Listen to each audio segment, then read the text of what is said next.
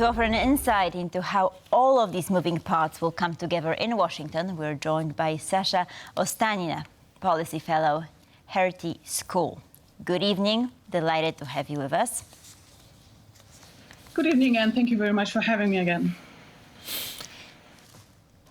It's a pleasure. Now, Sascha, tell us, what's your sense of how countries are coming together in their pursuit of the goal in support of Ukraine?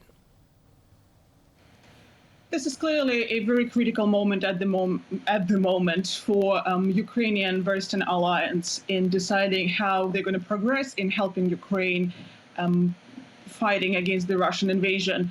The next time spot, which is very important for Ukraine, is the US presidential election. And this moment, unfortunately, prevents countries from committing itself long-term for the Ukrainian assistance, and also from developing long-term plan how they would support Ukraine militarily, financially, and what exact step they are ready to implement. From the US side, the funding that is now available will last approximately until mid-2025. And so the big question is who's going to be the next president and what their policy will be towards supporting Ukraine. And depending on that, the European allies will have to come up with their own ideas. As we have seen during the deadlock, the previous deadlock in the US with regards to allocating money for Ukraine, European allies are not capable alone to help Ukraine fight against Russia. So November is the time when the fate of next financial packages and Western support of Ukraine will be decided. Right, but isn't trying to actually put in place this long-term commitment part of the so-called Trump-proofing the alliance and ensuring that Ukraine will get the aid it needs? The Trump-proofing of alliance goes a little bit beyond just helping Ukraine out. It also goes, it also concerns European security and whether Europe can defend itself in case of any attack, but specifically an attack from Russia, being a conventional attack or a nuclear attack. And as previous months demonstrated, European allies have difficulties in finding common solutions to any types of Russian attacks or any types of threats that can arise if they are not supported by the US. So Trump-proofing the allies of the alliance must mean that Europeans can take their security and defense issues in their own hands. And as of now, it's not the case.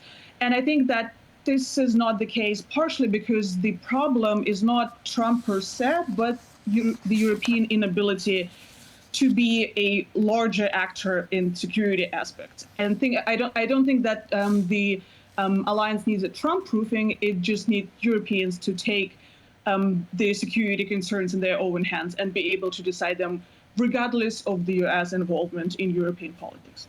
Right. Well, this is something that Trump has been saying for some time now, and most European countries are actually, meeting those goals. They are waking up. Now, in terms of the irreversible path to accession, what does that mean exactly? Well, it's a $1 million question. I hope it means that Ukraine will be assisted in fighting off Russian aggression, in kicking Russia out of its sovereign territories, and then joining the alliance with as fewer obstacles as possible.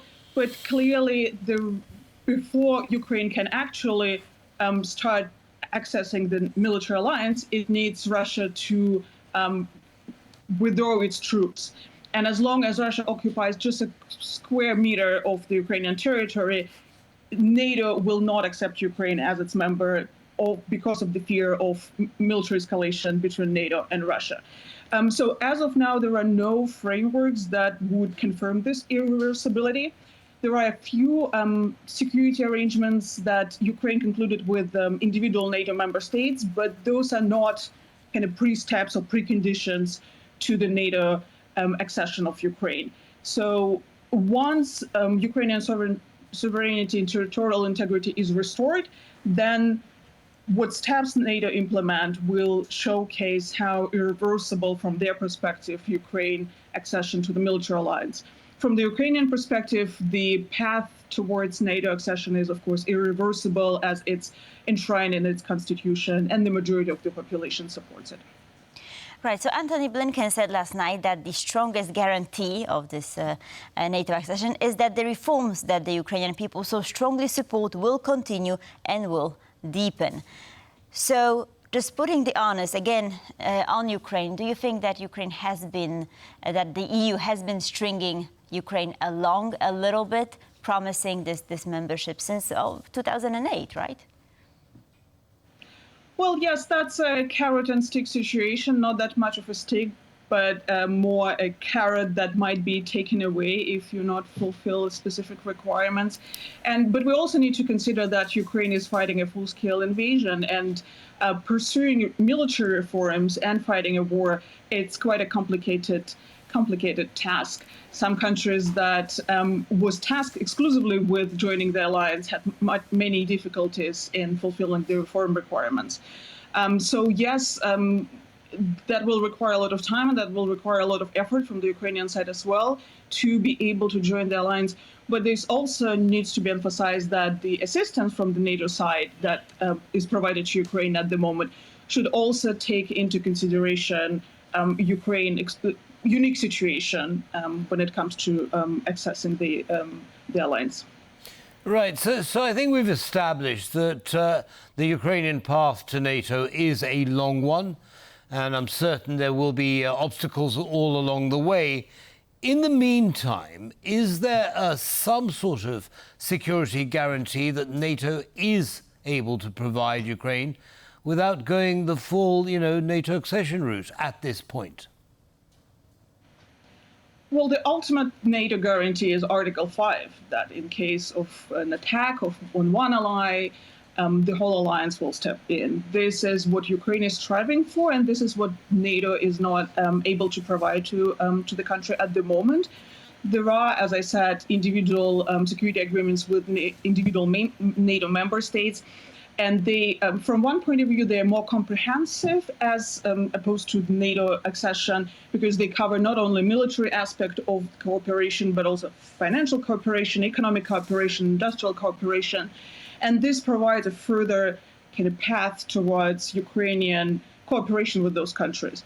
But they do not foresee any assistance of Ukraine in fighting against Russia. So this is, again, goes to Ukraine's ability to individually negotiate and convince of the need of assistance from its Western allies. Yes, so as I understand what you're saying, NATO as a bloc is not able to provide any sort of security guarantee. It's very much on a country-by-country basis. Is that right? That's correct. It is providing funding, as has been established recently, that NATO allies will provide around 40 billion euro for Ukrainian assistance. But as a bloc, no, because also NATO is deterred by the Russian constant threats of this NATO-Russia military confrontation, and of course Russian nuclear blackmailing that prevents many member allies from going full-scale into support of Ukraine, for instance, by sending technical support on the ground, or by putting NATO trainers on the Ukrainian territory to help Ukraine train its troops. So yes, NATO as a bloc is quite deterred by Russian aggression and potential military escalation. All right, so let's take a closer look at these individual countries, because there has been some political reshuffling both in Europe, and is of course coming up in the US with the presidential elections in November.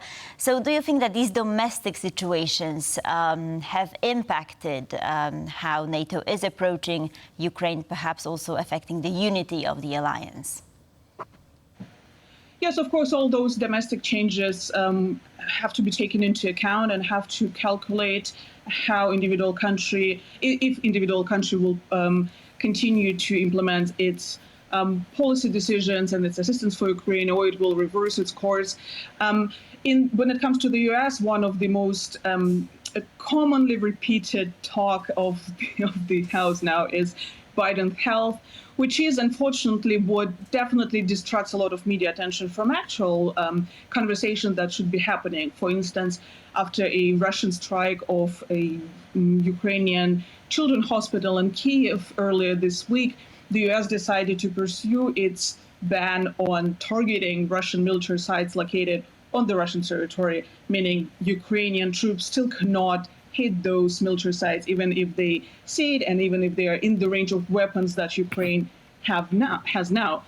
And this is a decision that should be rather discussed at NATO summit, at bilateral U.S. and Ukraine meetings, as opposed to talking about how Joe Biden performed during today's press conference, or how better or worse his performance was.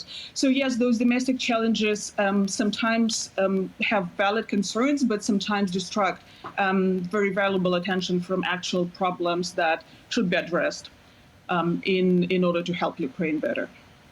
Right. Well, that sounds like there's going to be a war of attrition going on for quite a while.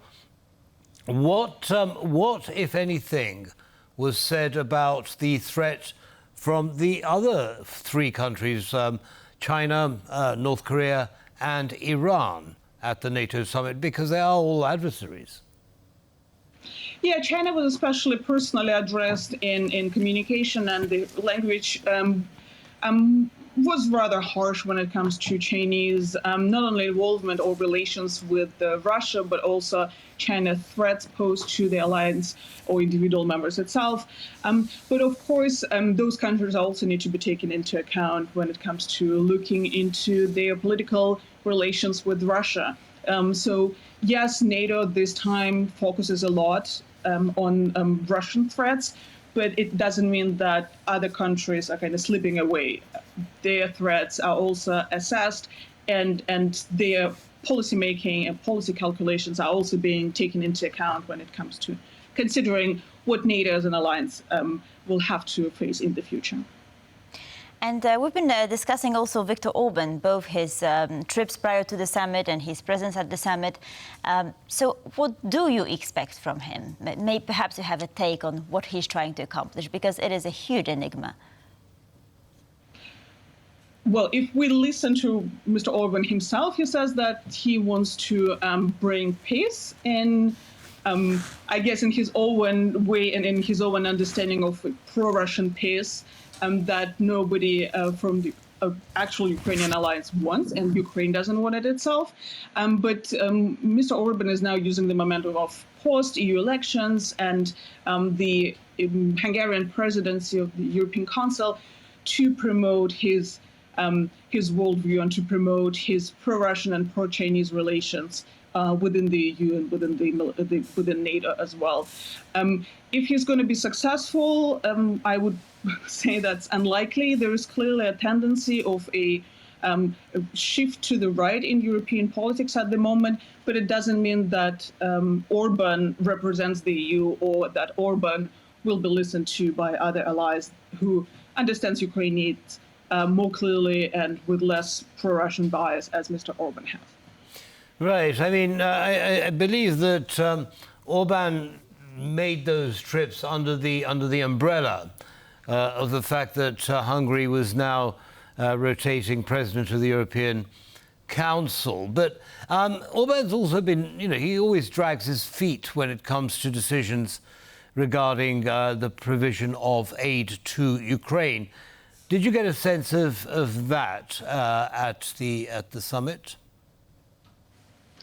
Orban has been the pain in the back of the EU and NATO for the past 2 years, taking every step he can in order to suspend the provision of aid to Ukraine, or in order to distract from the actual Ukrainian issues as much as possible. And I do expect that he will continue this disruptive to take those disruptive steps, regardless of the general mood at the Alliance summit in Washington this time. Sascha Ostanina, Policy Fellow, Hertie School, thank you so much for being with us this evening. Much appreciated. Thank you for inviting me.